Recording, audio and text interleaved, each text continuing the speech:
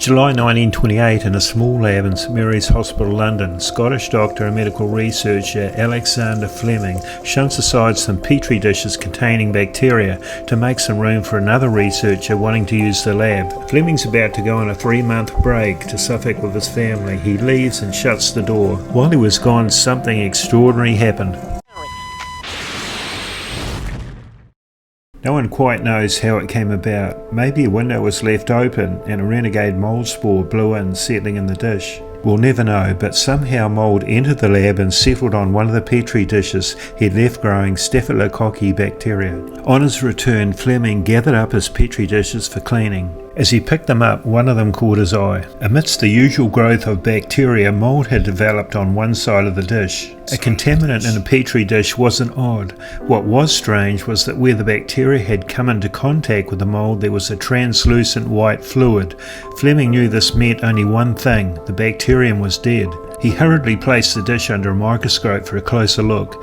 His suspicions were confirmed. Wherever the bacterium had come into contact with this mysterious mould, they had died. Excitedly, Fleming showed the dish to other colleagues, but few showed any interest. At a time when the medical attention and funds were being pumped into cancer research, a bit of mould killing a few Staphylococci was hardly earth-shattering.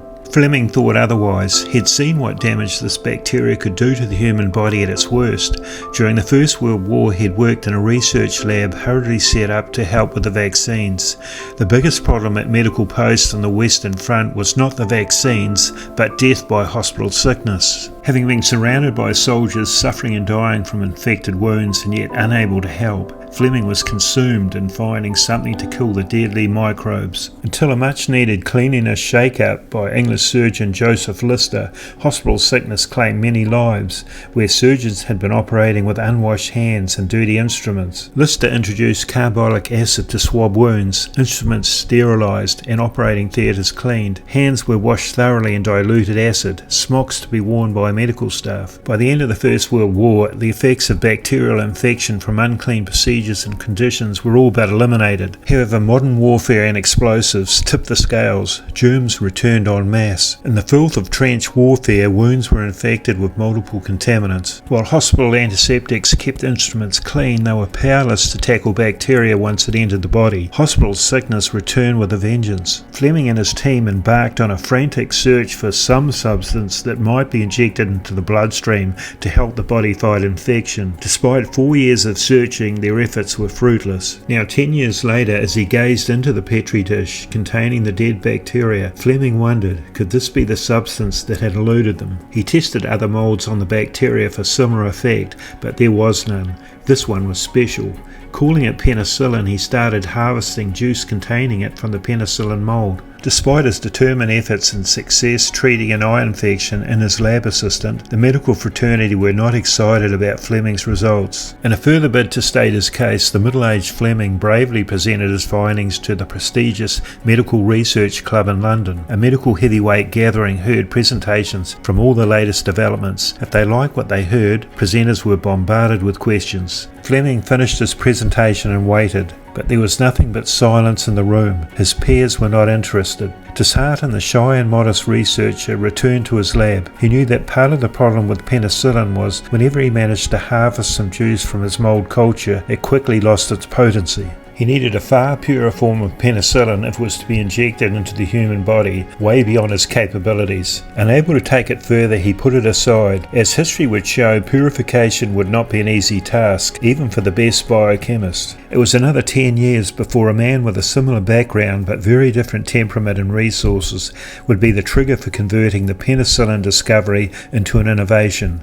Enter Howard Florey. Florey was born in Adelaide, South Australia in 1898. Like Fleming, his passion was medicine. Both had trained as doctors before entering research careers, but it was there the similarities between the two ended. Florey was a no-nonsense, straight-talking Aussie who coupled intellectual firepower with determination. A Rhodes Scholar, he studied at Oxford and distinguished himself in a research career in antibodies and infectious illnesses at Cambridge. By 1935 he was back as Professor of Pathology at Oxford University. He had a healthy disregard for authority and quickly developed a reputation as being a man who'd use whatever resources he could to pursue experimental work. One of his special interests was natural antibodies, ordinary substances in the human body with germ-fighting capacity.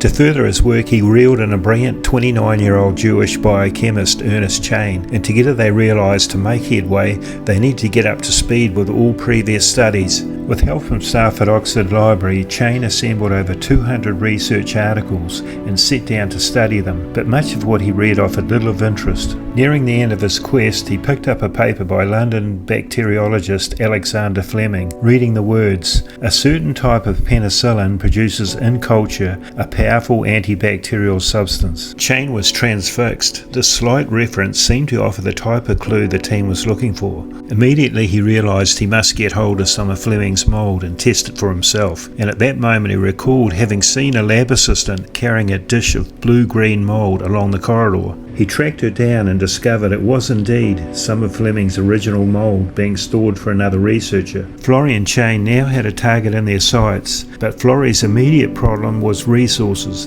By 1938, university budget cuts and political unease in Europe made obtaining funding for medical research difficult. Still, Florey managed to throw together half a dozen medical research specialists and lab technicians, but was overlapping grants to keep them intact. Amidst university funding squabbles, he realised he needed a more secure line of funding to pursue further penicillin research. Unbeknown to his superiors, he wrote to the Rockefeller Federation in New York. "If we're going to hit the button, we might as well ring the bell," he declared. He put together a hefty wish list for equipment, chemicals, technicians and salaries, totalling £9,000 over 3 years. He got the lot. Chain was now able to commence experiments to purify penicillin for medical trials, but he quickly encountered the same issues other chemists had with the antibiotic. Chain had a strategic difference though. He understood the chemistry of enzymes and introduced a new weapon, freeze drying. Working at low temperatures with penicillin in a neutral liquid solution, he was eventually able to freeze dry it, producing a soft brown powder which in its purified form was 1,000,000 times more powerful than the mold juice Fleming had extracted. Harvesting penicillin was time-consuming and difficult. Any slightest contaminant would render an entire batch unusable. It took another 2 years to July 1940 before Florey, Chain and their team were ready to commence trials. And it was a good start. The testing with mice succeeded. When bacteria-infected mice were injected with penicillin, almost all survived without side effects. When the results of their trials were published in a prestigious medical journal, Lancet, it now caught the attention of the medical fraternity, and in particular one Alexander Fleming. Late one afternoon the phone rang at the Oxford lab, and the next day the ageing Scottish researcher arrived by train. Fleming toured quietly around Florey's lab, saying little and studying the advances the team had made with penicillin. Finally he turned to Chain and commented, "So, you've made something of my substance." Chain turned in surprise. He thought the great bacteriologist had died. Mice was one thing, but manufacturing enough penicillin for human trials would be a whole new ballgame. Biochemist Norman Heatley was assigned the task. Known for his ingenuity around lab apparatus and the team's best bet to discover faster production. Meanwhile, under watchful command of Florey, Chain and the team worked on producing powder from mold juice. Suddenly there was a whole new urgency. England was now at war with Germany, and Florey knew he had a potential wonder drug at their fingertips that would be crucial to the war effort. Eagerly, Florey approached major UK chemical producers who were encouraging but not interested. With no spare capacity to produce penicillin on the scale required, Florey needed several thousand litres of mold juice to produce enough penicillin to treat just a single patient. Meanwhile, Heatley managed to increase mold juice production to 500 litres a week. By February 1941, the team were ready for the first human trial. It was a desperate case of a 43-year-old policeman who'd been scratched on the side of the mouth with a rose thorn.